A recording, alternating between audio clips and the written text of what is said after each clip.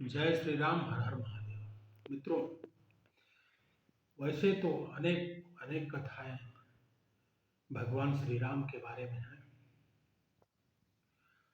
इसी प्रकार की एक कथा भगवान राम जब रावण को मारकर अयोध्या आए और राम जी का राज तिलक हो गया।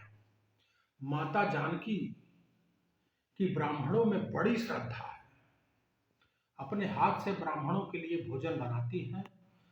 माता सीता जी से एक दिन राम जी से उदास होकर बोली, प्रभु क्या बताऊं, बड़े प्रेम से भोजन प्रसादी बनाती हूँ, लेकिन जो भी ब्राह्मण देवता आते हैं वो थोड़ा सा पाकर ही उठ जाते हैं, कोई ढंग से भोजन नहीं कर पाता।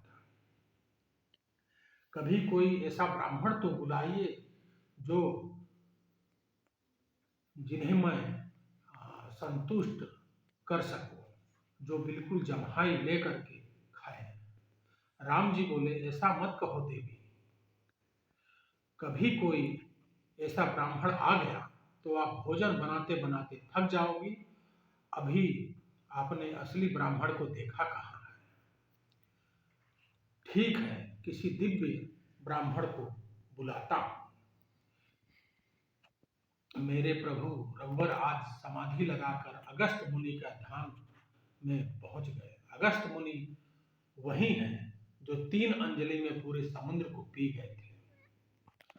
अगस्त मुनि ने कहा, क्या आज्ञा है प्रभु। राम जी ने कहा, सीता जी बड़ी तंग करती है बाबा, आज आप असली रूप बता देना। अगस्त मुनि आ गए। सीता जी ने स्वागत किया, चरणों में प्रणाम किया, चरण धोए। राम जी बोले, महाराज आप भोजन आज यहीं पर करें। अगस्त जी बोले, इच्छा तो नहीं है, फिर भी आप कहते हैं तो थोड़ा बाल भोग लेंगे। बाल भोग नाश्ते को कहते हैं। जब जानकी जी बोली, मेरी इच्छा है कि अपने हाथों से भोजन बनाकर आपको परोसूं। बोले, हाँ हाँ क्यों नहीं देवी।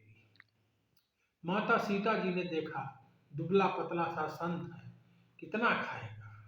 रसोई घर के द्वार पर ही महाराज का आसन लगा दिया, सोने की थाल सजाई, उसमें 50 कटोरियां रखी, कई प्रकार के व्यंजन उसमें सजे, थाली के बीच में पूड़ियां रख दी।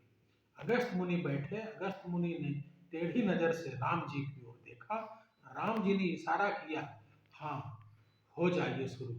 अगस्त जी ने कहा, जो आज्ञा प्रभु।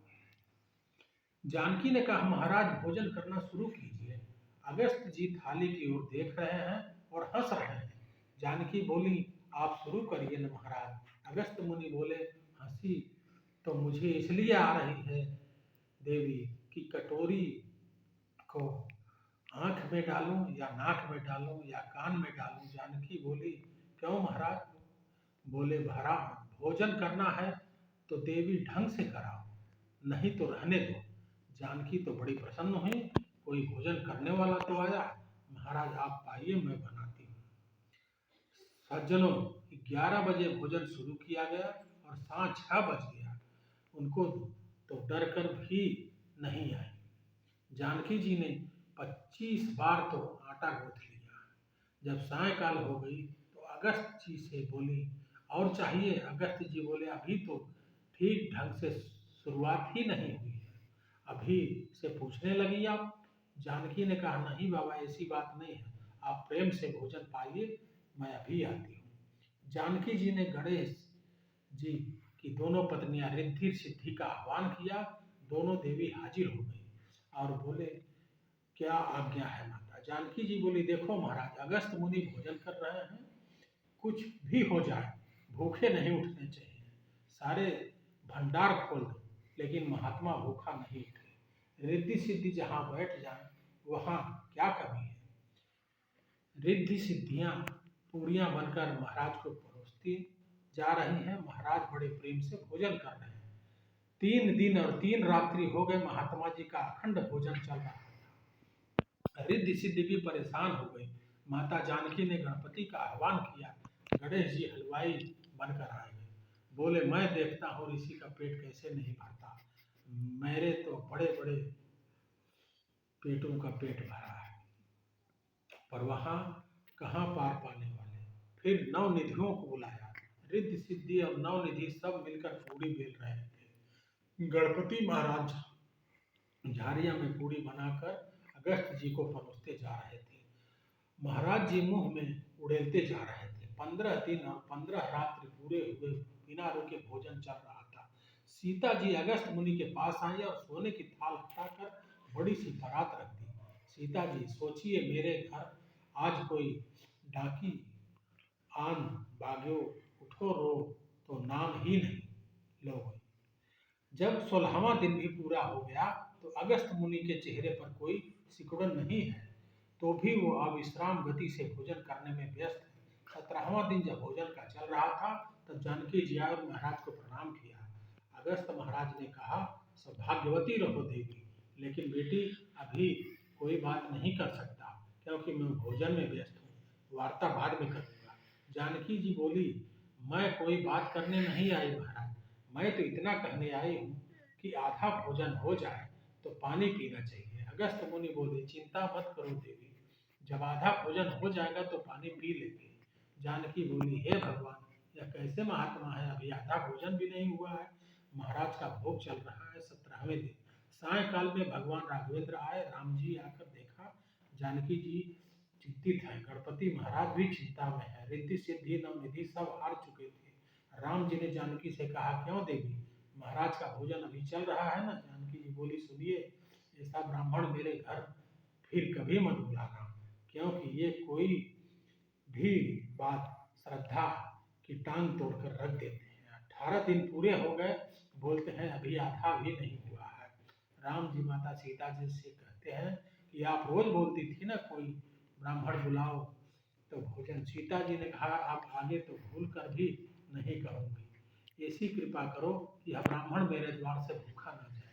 भगवान राम रसोई के द्वार पर गए, महाराज भोजन बना रहे थे। अगस्त जी ने भोजन करके तिरछी नजर से राम को देखा और इशारे में पूछा, बस रहने दें कि और चले। भगवान ने कहा, बस रहने दो।